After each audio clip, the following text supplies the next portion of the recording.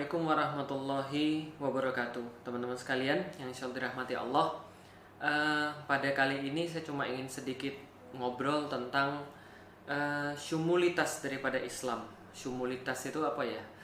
Kesempurnaan daripada Islam dan juga keseluruhan daripada Islam. Maksudnya seperti itu. Karena gini teman-teman sekalian, saat kita melihat agama Islam, sebenarnya agama Islam ini adalah agama yang berbeda daripada yang lain. Ada kalanya bahkan kalau dikatakan agama itu juga kurang tepat. Tapi sebenarnya Islam adalah sebuah din. Islam adalah sebuah ideologi. Nah, itu lebih tepat daripada sebuah agama. Karena kalau seandainya kita berbicara tentang agama, kebanyakan orang mengartikan bahwa agama itu hanya berbicara tentang masalah ritual, masalah ibadah keseharian, tapi tidak berbicara tentang masalah yang lebih besar lagi. Akan tetapi kalau kita berbicara tentang ideologi, maka biasanya orang-orang mengatakan, loh, kalau Islam disamakan dengan ideologi, berarti sama dong dengan ideologi kapitalis, sama dong dengan ideologi sosialis, yang itu adalah buatan manusia. Jawabannya adalah berbeda. Maksudnya Islam sebagai sebuah ideologi, maksudnya adalah Islam itu mengatur keseluruhan hidup manusia. Islam itu memberikan panduan atas keseluruhan aktivitas-aktivitas manusia. Itu maksudnya Islam adalah bagian daripada ideologi. Tapi bukan berarti buatan manusia. Ideologi langit, ideologi daripada Allah Subhanahu wa Ta'ala. Karena itulah ketika kita berbicara tentang mumayyizat atau keunikan daripada Islam, salah satunya adalah bahwa Islam ini adalah agama ilahiyah, agama rabbaniyah, agama yang datang daripada langit, agama yang berasal daripada Allah Subhanahu wa Ta'ala. Berikut aturan-aturannya pun berasal daripada Allah Subhanahu wa Ta'ala.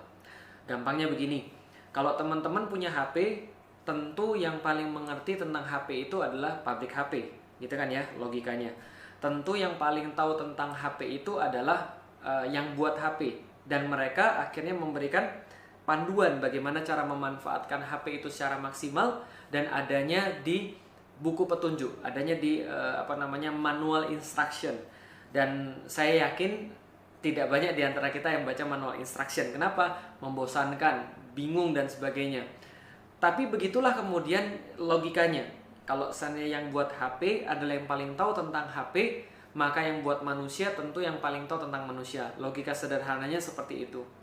Maka ketika Allah Subhanahu wa Ta'ala menciptakan manusia, Dia menyertakan pula kepada manusia seperangkat aturan agar manusia ini bisa tetap berfungsi dengan sempurna, dan kalaupun rusak ada jalan baliknya, ada jalan untuk memperbaikinya. Dan ketika manusia ini mengikuti manual instruction tersebut atau mengikuti panduan-panduan tersebut, maka dia tidak akan pernah kesulitan, maka dia tidak akan pernah rusak dalam tanda kutip, maka dia akan maksimal hidup dia. Ini yang disebut dengan syariat.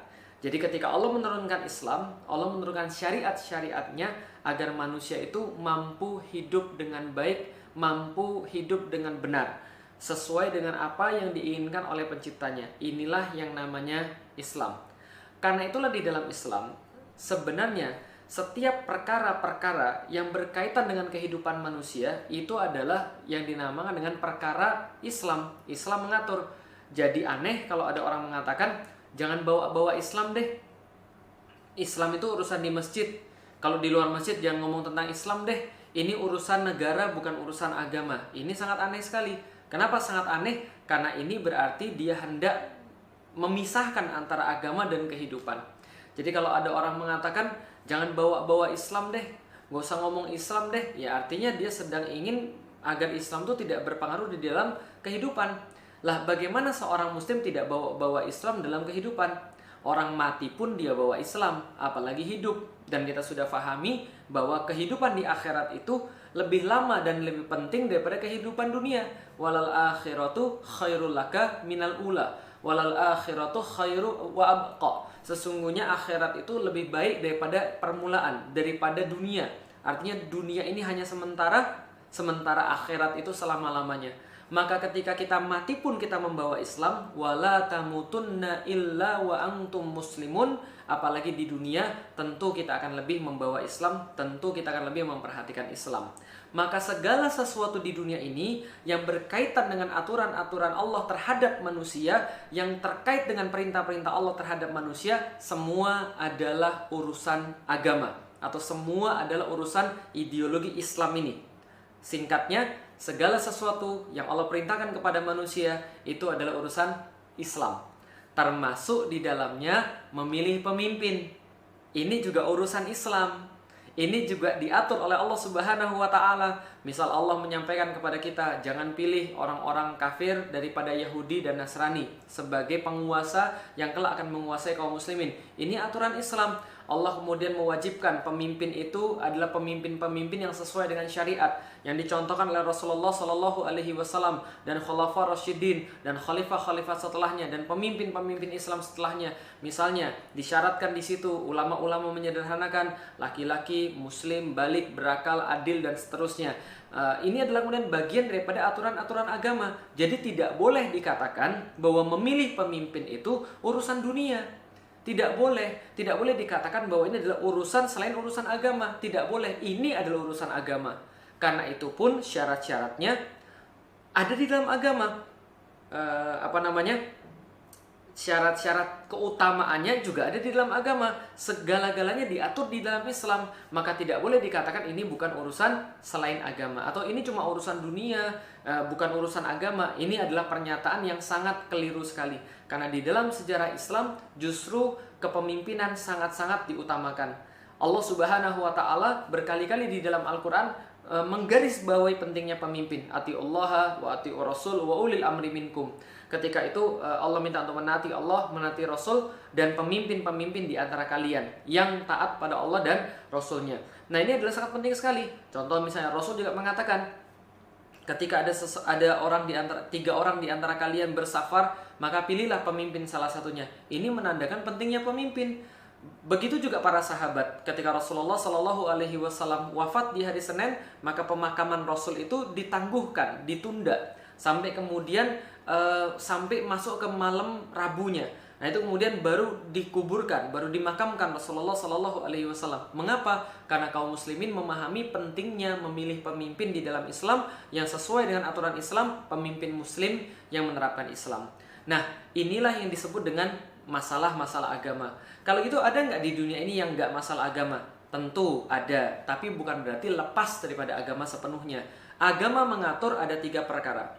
Perkara pertama yang sudah ditentukan oleh Allah Subhanahu wa taala syariatnya, maka ini mau tidak mau harus mengikut kepada aturan-aturan Allah Subhanahu wa taala. Ini misalnya contoh memilih pemimpin, tentang sholat ibadah mahdoh, lalu kemudian bagaimana muslim harus bersikap, perkara halal dan haram, ini semua sudah ditentukan oleh syariat Allah.